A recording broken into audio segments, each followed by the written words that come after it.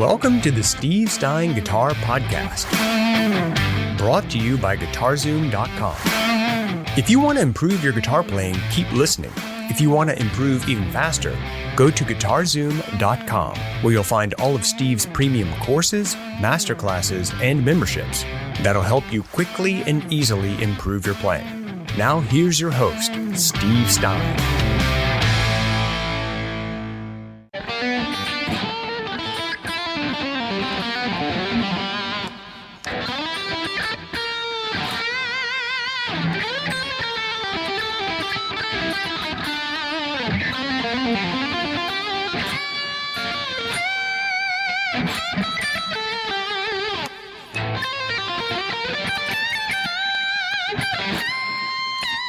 Okay, cool.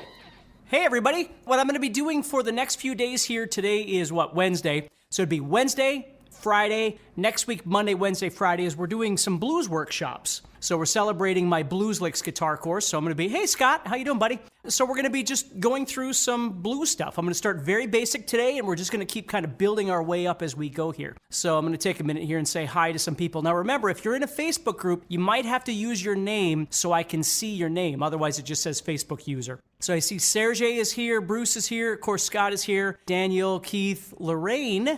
Thank you. Lorraine is from Nova Scotia. She's here. This is awesome. Leah, Daniel, Steve, Edward, Trevor, Bucket is here, Shanna, Mark, Guido, Christopher, awesome, Mark. We just got all kinds of people here, so thank you so much, everybody. This is awesome. I'm so glad that you're here. So again, what we're doing is I've got a guitar course called Blues Licks. You can head over to guitar-Zoom.com and check it out. Bucket will do. Exactly. But anyway, what we're going to do is over the next few days, today is Wednesday, and then Friday, and then Monday, Wednesday, Friday of next week, I'm going to be talking about different blues elements. But today we're going to start off very basic, just talking about 12-bar blues. Because if you want to learn how to solo with blues, you really need to learn the fundamentals, and that's why we need to start at the very beginning today and talk about that a little bit, okay? So Roland is here from Germany. Hello, Roland. Kenneth is here. Ed is here. Awesome. Look at everybody. This is so awesome. Thank you so much for your time. And also, my switcher finally showed up. So I finally have my switcher here. It took 3 months to show up, but here it is. So now I can switch over to this angle.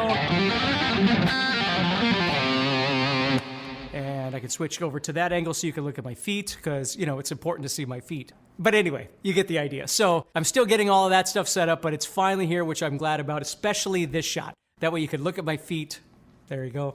Very important. Anyway, let's go ahead and get started. So again, one more time, celebrating. You can see the link somewhere over there for the Blues Licks course. If you're interested in learning blues licks, that sort of thing, please do me a favor and check out that. Bigfoot is not me, that is for sure. Check out that guitar course. So anyway, what we're going to do today is we're going to talk about, good day, Matthew. We're going to talk about 12-bar blues, understanding 12-bar blues, the basics of understanding 12-bar blues, which also means we're going to have to understand some basics of theory, but I'm going to make it super easy for you, okay? So what we're going to do is, to start off, we're going to talk about the construction. Now, what makes blues different than a lot of other styles of music is when you say something like rock, or you say metal, or you say jazz, or you say country, you're talking about all kinds of different things. And most certainly when you say blues, you are too.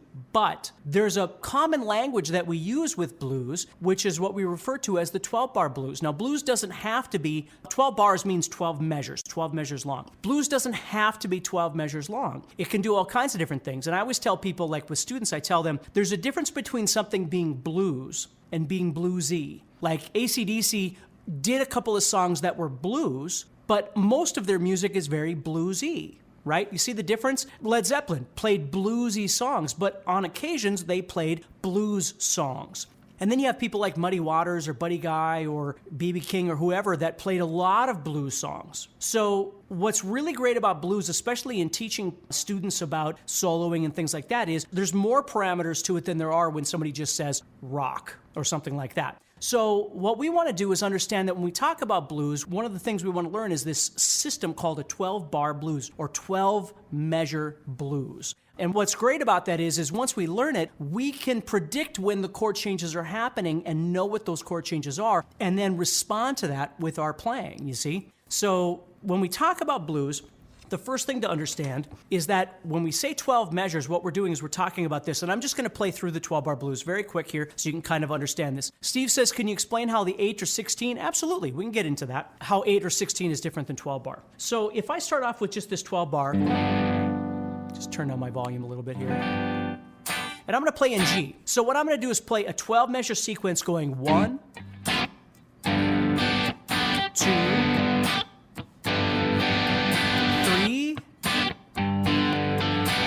4, 5, 6, 7, 8, 9, 10, 11, and then the 12th measure, and then it starts all over again. So what's great about the 12-bar blues is it's giving us an element of understanding and even predictability. That's what it is. We can predict when the chords are coming. So the first thing we need to do here, I need to share something with you. So I'm going to pull up my screen, and hopefully this will work okay. And can you see that on the screen? Actually, I'm going to do this. I'm going to share you this other one first here because it might be easier for me to explain this to you. There we go. So if you can just let me know if you can see that okay, where it says 12-bar blues.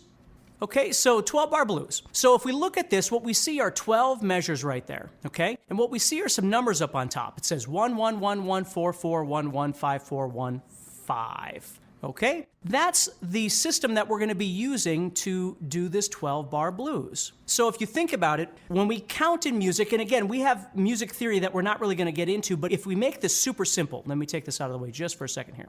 If we were in the key of whatever, let's not worry about sharps and flats and all that kind of stuff right now. Let's just make this really easy. Let's say we were in the key of A. So our notes would be A, B, C, D, E, F, and G. Do, re, mi, fa, sol, la, ti, do. We're just counting up A, B, C, D, E, F, G. Now, again, there's sharps and flats. Let's not worry about all that stuff right now. Let's just think of it that way. So if the notes are A, B, C, D, E, F, and G, that means our chords are going to be A, B, C, D, E, F, and G. And yes, we get major chords and minor chords and that sort of thing. But again, let's keep this nice and easy. And just understand that we're getting an A chord of some sort, and a B chord of some sort, and a C chord, and a D chord, and an E chord, and an F chord, and a G chord. So when we see this display that says 1, 4, and 5, what it's referring to is the first chord, the fourth chord, and the fifth chord in the key of whatever it is we want to be in. So let's say, for instance, we were going to be in the key of A. In A, the first chord would be A. We want that. That's 1. Second chord would be B. We don't want that. Third chord is going to be C. We don't want that.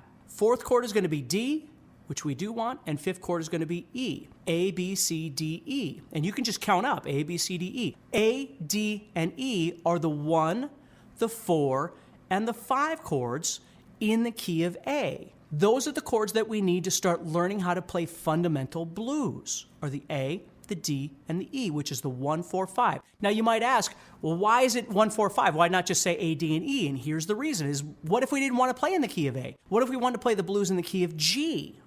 Well, then the same rule would apply. We could go G, and then the next note after G in the musical alphabet is A. It's not H. There is no H. So we go G, A, B, C, D, and so on. But G, A, B, C, D, G, C, D, G, C, D, 1, 4, 5. That's why it's written as 1, 4, 5, is because it's just telling you this is the chord progression. You don't really need to be in the key of A or the key of D. You can be in any key you want to. Okay? So that's what it's telling us. So what this chart is showing us here, let me make it a little bit bigger so you can see it as best you can here. So what it's telling us is for the first 4 measures, we're just going to play a 1 chord. Now, our example, we're going to be in the key of G for now, but we can move this into any key we want. But the next 4 measures are going to be a 4 chord for 2 measures and a 1 chord for 2 measures. So when I teach this to students, I always tell them, remember 1, 1, 1, 1, 4, 4, 1, 1. And remember it in groups of 4. You see, we have 3 groups of 4 sitting right there. The first 4 are just 1s. The second 4 are 2 4 chords and 2 1 chords. And then the end, the last 4 measures, we can just call this for now the turnaround. This is where we introduce the 5 chord. So we get 5, 4, 1, and then 5 again. So we memorize these 3 segments, 1, 1, 1, 1, 4-4-1-1, 5-4-1-5. And we do have to memorize that. Now, you could write that down or do whatever you want, but you're thinking 1-1-1-1, 4-4-1-1, 5-4-1-5. Now, when I played that for you just a little bit ago, that's what I played. I played 1 for 4 measures. 1, 2, 3, 4. Well, here it comes. I got to go to the 4 chord for 2 measures. 1, 2. Then I got to go back up. 1, 2. So that was the middle 4 measures right there, right? Now I'm on the bottom, 5-4-1-5. So I have to move over to the 5 chord, which in the key of G is G, C, and D. Now we're going to get to that in just a second. I'm going to show you another shortcut, and then we'll start building this all out so this makes sense to you. So now I'm on the 5 of the key of G, which is D, 5, 4, which is C, 1, and then back to the 5. So, before we worry about playing anything, we have to get it set in our head that we understand that the 12 bar or 12 measure sequence consists of 3 chords, the 1, the 4, and the 5 of whatever key we want to be in. Now let me give you a shortcut before we move on, because maybe you don't know your theory and maybe you don't know really how to count and make sure that the sharps or the flats or whatever are right. There's a great way of being able to, it's not cheating, it's just an easy way to find this, is if you go to your guitar, if you know where the notes are on your guitar, especially on your 6th string, okay, and you can make a chord off of that. Let's say, for instance, you knew the notes on your 6th string and you knew that the 1st fret right here was F, and you knew the 3rd fret was G, and the 4th fret was A, right? That sort of thing. You can build it by visualization. You can build the 1-4-5 by visualization. Watch this. If I go to A, remember we counted A, B, C, D, E, A, D, E, right? A, D, and E was our 1-4-5. If I go to A on the 6th string, and just play a power chord is fine. If I go right underneath that power chord of A to the 5th string, I'm going to go to D. So on the guitar, if you're on the 6th string, and you're in the key of whatever you're on, for instance, the key of A right here, this is my root, and I move down to the 5th string right below me, I'm on the 4 chord. 1, 4. And if this is the 4 chord, that means to get to the 5, I'm simply going to move 2 frets higher, like this. 1, 4, 5. 1, 4, 5. Now, if I was in the key of G, I'd move back to G, because I'd have to know where G is. I could play 1, 4, 5. 1, 4, 5, which is G, C, D. Even if I didn't know, if I went to the key of F sharp, and let's say I didn't even know the key of F sharp, but if I go to F sharp, I could play 1, 4 would be underneath, and 5 would be 2 frets higher. 1, 4, 5. So with that knowledge, you could play 1, 4, 5 in any key on the guitar, as long as you know what the first chord is. Like if you know if this is F, that's 1, below is the 4, and 2 frets higher is the 5. In theory, I'm playing F, B flat, and C. All I'm saying is there's 2 different ways of getting to the correct answer. One is you know your theory, so when somebody says 1, 4, 5, you can figure it out. You can figure out what that 1, 4, 5 is. If you don't really know that, you could go to your guitar, and as long as you can find that root chord on the 6th string, C, okay, we'll find C up here. So C is here, 4 is underneath, and 5 is 2 frets higher. So 1, 4, 5, which gives me C, F, and G. C, D, E, F, G, 1, 4, 5. So if that kind of makes sense, that's the first thing you have to learn is understanding the 1, 4, 5. And Johanan, if I said that right, said, looks like an L shape, and you're absolutely right. That's it right. That's exactly what it looks like, is an L shape. So the beauty of that is if somebody said to you, hey, we're going to do 12-bar blues in the key of B flat, you wouldn't have to panic, although there's more things to this, obviously, but at the very minimum, B flat, I'd have to know where B flat is on my 6th string, right? So I could go there and play 1, 4, 5. 1, 4, 5. You see? Just drop down for the 4, move 2 frets higher for the 5. That's what I could do to get to 1, 4, 5. So if we go back to this now, and we think about that, so that 1, we could pick any key we want. Let's say, again, we're picking the key of G. So anytime I see the 1, I'm going to play G. When I see the 4, I'm going to play C. And when I see the 5, I'm going to play D. So as I memorize this, I want to think of it as 3 groups of 4 to make it nice and easy for me as I'm playing and make that make sense in my head. So I'm playing 1, 2, 3, 4, 4. Now I got to imagine the next line, the next group of 4, which is 4, 4, 1, 1, right? So I'm going to move down to that 4 for 2 measures, and then I'm going to move back up to the 1 chord. Okay, now I'm on the bottom 4 measures. And if you remember, it's 5, 4, 1, 5. So I've got to go 5, 4,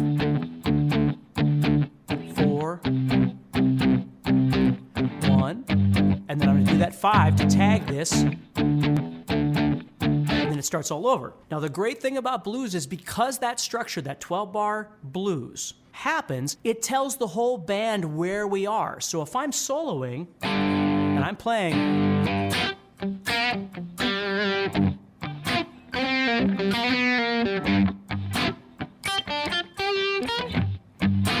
here comes the 4,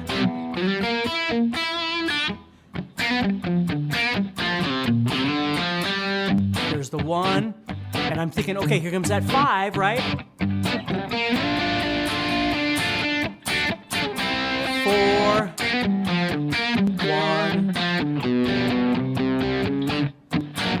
and there's my 5 at the very end. So I'm thinking about that as I've obviously done this a few times, but I'm thinking about that as I'm playing. I'm hearing those changes happening, the 1, the 4, and the 5, by visualizing this.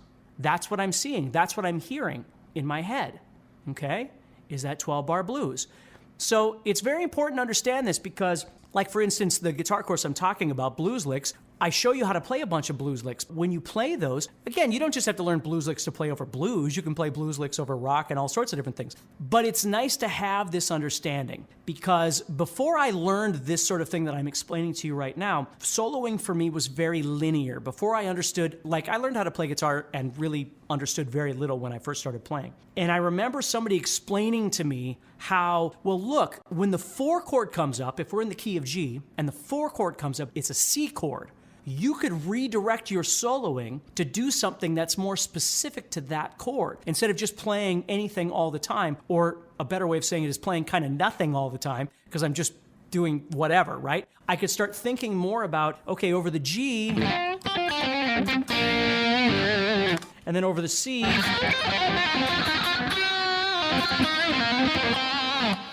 or whatever it would be. Over the D chord, I could do something specific to the D. C, and then over the G I could do something. So I could start trying to think of, and there's all kinds of different things that you can do with this. But it starts with understanding your 12-bar blues, okay? So if that kind of makes sense, I'm just going to go through and make sure. Why called 12? Because it's 12 measures. It's 12 measures, 12-bar, 12-measure blues, 12-bar blues. That's why. It's 3 groups of 4. So what I'm going to do now is I'm going to share this other one if I can find it. All right, so now if you look at this one, can you see my screen? Hopefully you can. My screen says 12-bar blues in the key of C. So now when you're looking at that, hey Eddie, how you doing, buddy? So 12-bar blues in the key of C. If you can see that, please let me know if you can see that before I move on here, just so. Aman is here, cool, from Kenya, very cool. All right, awesome. So you'll see that now all we did was we plugged in the chords. Instead of saying 1, 4, 5, we've now plugged in C, F, and G over the 1, 4, 5. And this is why I think, perfect, thank you, Scott. This is why I like to be able to show people the 1, 4, 5 to begin with when you're doing this, because that way you're not thinking C, F, and G. Like every time you play blues, you're not thinking C, F, and G. You're thinking 1, 4, 5 in any key you choose to be in. But that just shows you right there how it moves into and becomes a particular key and even looks the same. C, C, C, C, F, F, C, C, and then we got our 5, 4, 1, 5 on the bottom, G, F, C, and G. Now what's going to happen is tomorrow, or excuse me, today's Wednesday, I keep forgetting what day it is. Friday, when I do this again, we're going to start talking about rhythms. Okay, we're going to talk about swing and shuffle and different kinds of things like that, so we can apply that to what we're doing right now. But what I want to do for today to finish this off is to get you to understand some of the chord options that you've got as you play. So let's say, for instance, I was playing a G major and a C major and a D major.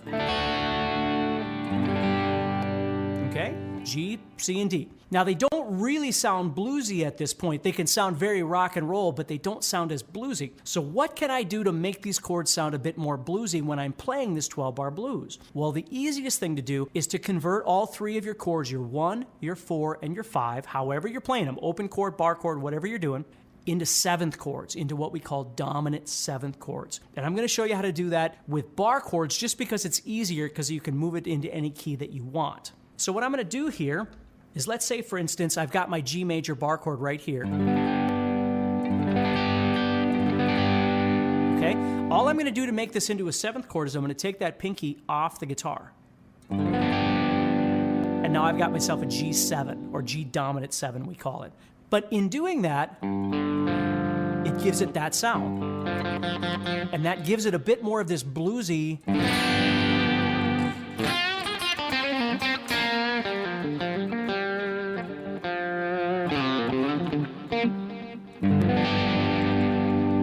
kind of sound, you see? So that's all you have to do on a 6-string bar chord is simply take that pinky off the guitar and you're going to get that 7th sound anywhere you go on the 6th string. So when I move to the 5th string now, so I'm moving from G, I'm moving down to the C. Remember I was playing a power chord before? Well, C major bar chord would look like this. And if you don't know your bar chords, obviously it would help to learn these. But if I wanted to play this as a C7, what I'm going to do is play 3, 5, 3, 5, 3. And the way I'm going to do that is I'm going to bar over the 3s, put my 3rd finger on the 5th fret of the 4th string, and my pinky on the 5th fret of the 2nd string.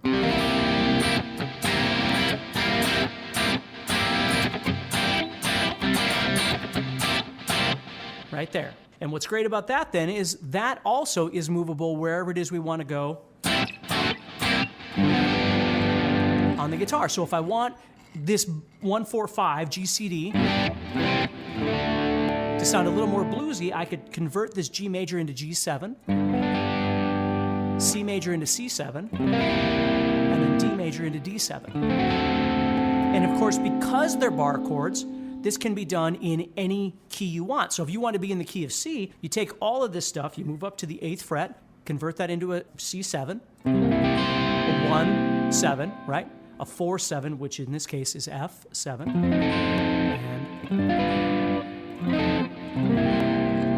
and that's a great way of getting your guitar to sound a little more like blues, okay? Now, do you have to play them as 7ths? No, you can play them as major chords and it'd be just fine. But here's the last point I want to make, and make sure if you're interested in learning more about blues, the link will be somewhere over in the chat that you can click on. But Emmanuel, could you ask questions? Yeah, the only thing is when I open it up to questions, I get about 380 questions, and then people get upset if I don't answer their questions. Why is it called a 7th, David says? It has to do with the scale. What I'm doing is I'm adding in the 7th note of the scale, and we'll just leave it at that. So if you think about it, if I was in G, G, A, B, C, D, E, F, this 7th note, F, is what I'm adding in. So with these chords, we're converting them from major into 7th. Now, the 7th comes from the 7th degree of the scale, but the theory goes a little bit deeper than that. But just understand that there are many different kinds of 7th chords that we can have, but in blues, we have what's called a dominant 7th, if that means anything to you. And the 7th that we're adding in is what we call the flatted or the minor 7. That's what we're adding into the major chord. If none of that means anything to you, do not worry about it. I'm just saying it for people that are asking, okay? We're not, but you are back? Okay. Yes. Okay, good. Everybody's still here. Good. Okay, good. All right, good. I don't know what happened. All of a sudden, my thing is like, stream ended. I'm like, I didn't touch anything. So anyway, here's another thing I want to show you, is that you can take your 12-bar blues or 12-measure blues, and you can make it minor. And I love minor blues. And all you're doing with the minor blues is taking all 3 of these chords and making them minor. So instead of playing G major and C major and D major, you're making them minor. So again, you have to know your bar chords to do this, but the G, I'm taking my middle finger off to make that minor.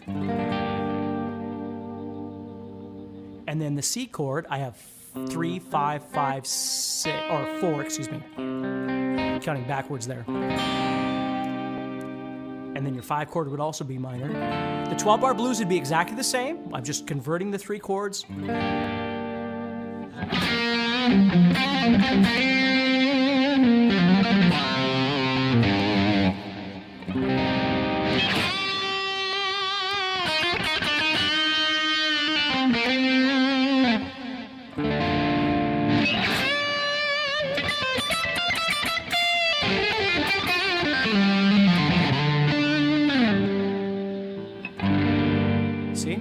Just sounds really, really pretty. So always remember that your 12-bar blues can be minor as well, okay? So once you've created those minor chords, you can make them into minor 7. What we do is we take this minor chord and we make them 7th just like we did last time. So this G minor, I could take my pinky off as well. And then you get even more of this kind of...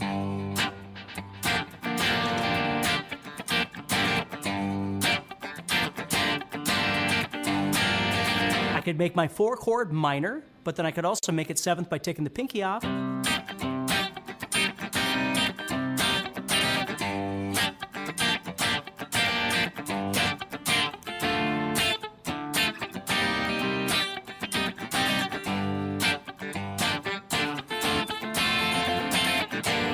You see? So as a soloist, you're thinking about those chords as they come along. Real basic thing to think about until Friday when we actually start talking about rhythm, and then next week we go into all kinds of different things, is that when you're playing, just do really basic things like, if you know your pentatonic scale, for instance, and it does, whether you're playing in major or minor is entirely up to you, but let's say we're in minor, so I'm playing G minor.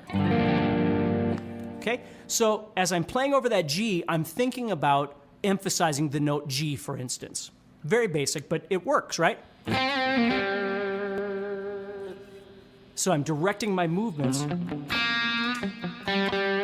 to that G. Well, then the C minor chord comes up, and I know when it's coming because I can feel the 4 measures, and then here comes that 4 chord, right? So here comes that C minor, and what I might do with my solo is start directing my movements toward the note C. Here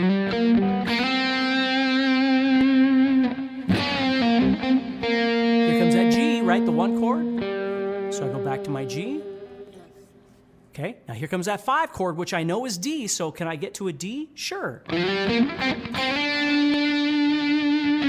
C comes up. Back to the G.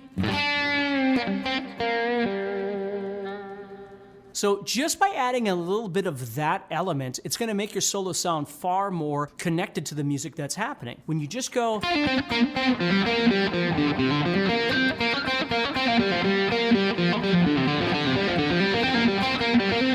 all the time, and there's nothing wrong with any of that, but if you do that all the time, it really doesn't sound like you're connecting to the music. But if you're thinking about that 12-bar blues while you're doing that, and you go, okay, so here comes that change to C, or whatever key you're in. So I'm going to do something a little bit different, or I'm going to try and connect to something of that chord. It can make a really big difference on the way that your solo sounds, you see? So let's see here. Well, not major 7, Volker, not major 7. Major 7 is something different. And that's why I don't want to get too lost in this, because the terminology, especially for 7ths, gets really funky. But I'm playing a major chord with a dominant 7, or I'm playing a minor chord with a dominant 7. If you start saying major 7, now you're talking about jazz, like...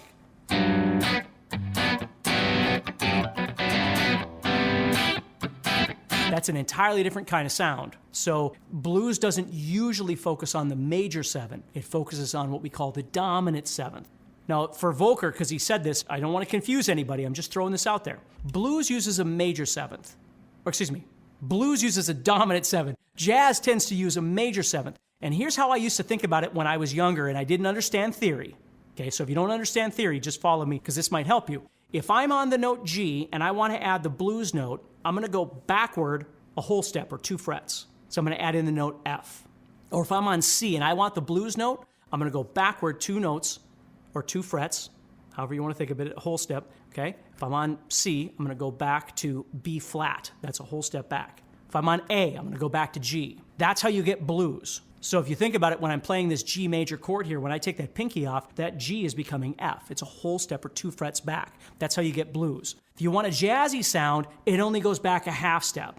So if I'm on G and I want a jazzy sound, I go back and I add in F sharp, not F. I add in F sharp. Or if I'm on C, I only go back to B, which is only 1 fret. Or if I'm on A, I only go back to G sharp. If that makes sense. That's the difference. So a dominant 7 and a major 7 are 2 different sounds. They're 2 different things. And nobody said music theory was perfect because there's all kinds of crazy names of these sorts of things. But Ian says, why do people not say dominant, or is it implied with the blues? Well, you don't say dominant because when you say A7, that's what you're saying. Just like when you say play an A major chord, but instead of saying A major, you just say play an A chord. People don't really say major, they just say A. When you say play A7, you mean dominant 7.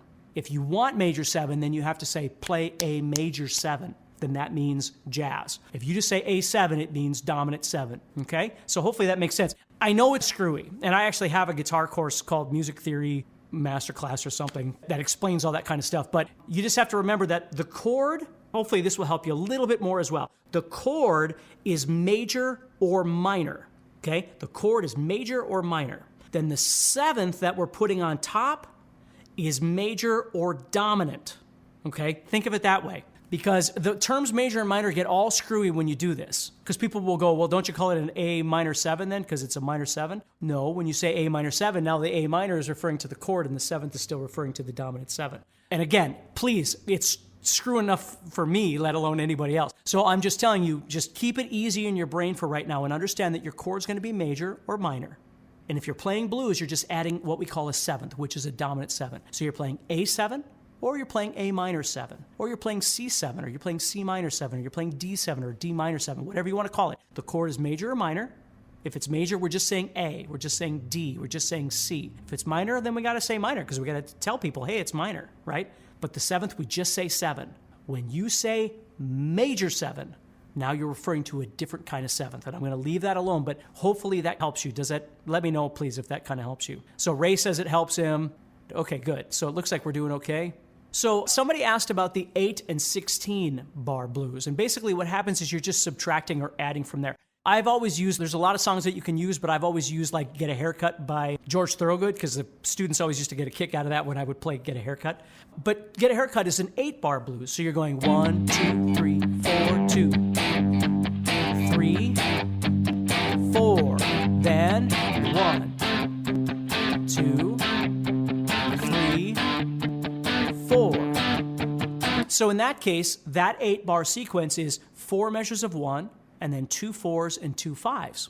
And that's it. That's what an 8 bar blues is. Now, there's lots of different 8s and 16s and different things like that. There's lots of different ways of making this blues and deciding on what you want it to be. That's why we're going to stay with 12 bar blues. But just understand that's all that's happening is we're just shortening it up by using less measures and then making it into something else. So if I play that 12 bar blues and I get this.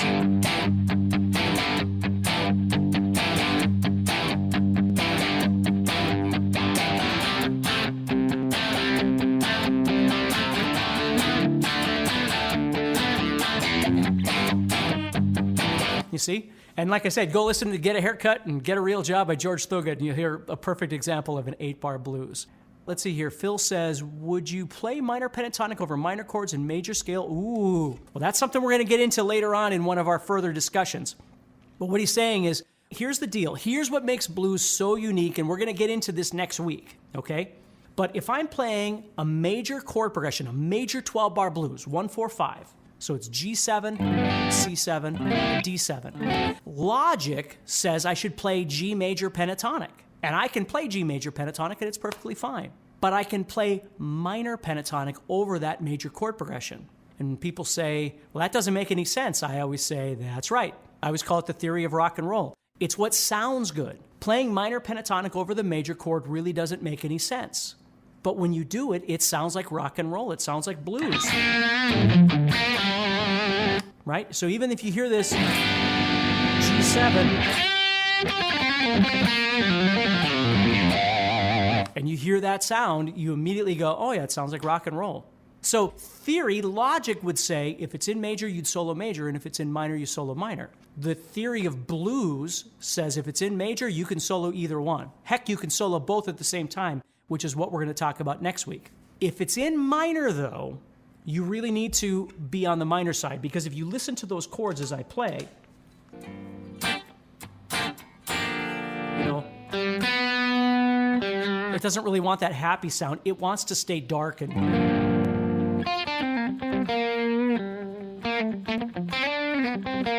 it wants to keep that kind of dark sound.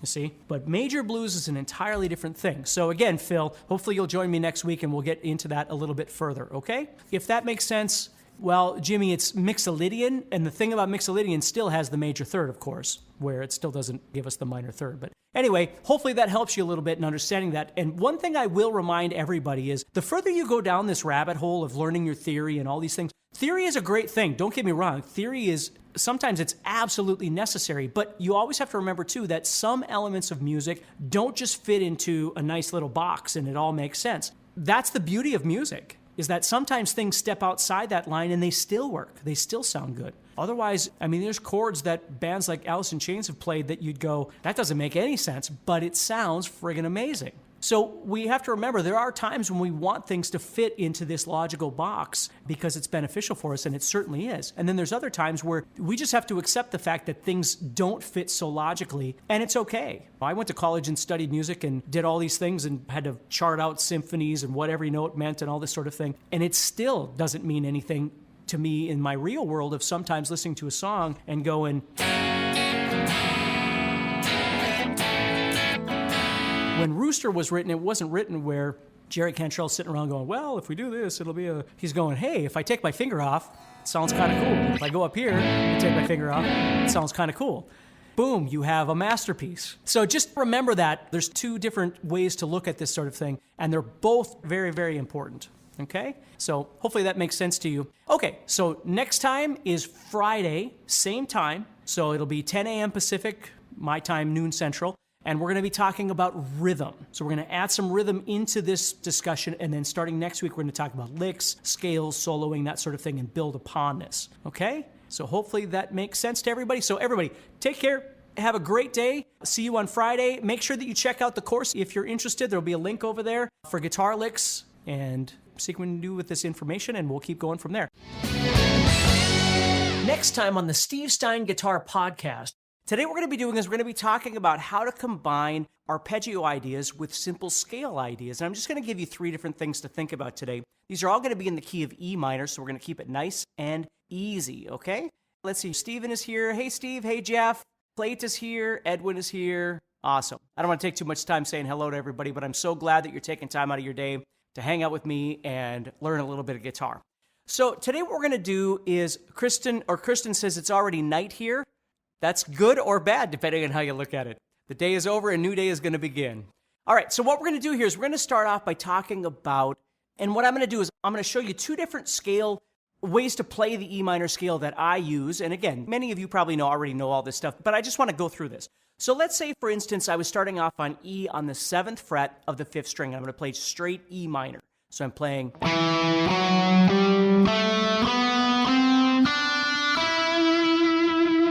So there's my E minor right there. Now this is where the separation occurs, and you're going to see this in the licks that I play today. So what I'm going to do here is I'm playing E, F sharp, G, A, B, C, D, E. And then what I'm going to do is I'm going to reach up here to the 2nd string, and I'm going to play F sharp, G, and A, and then B, C, and D.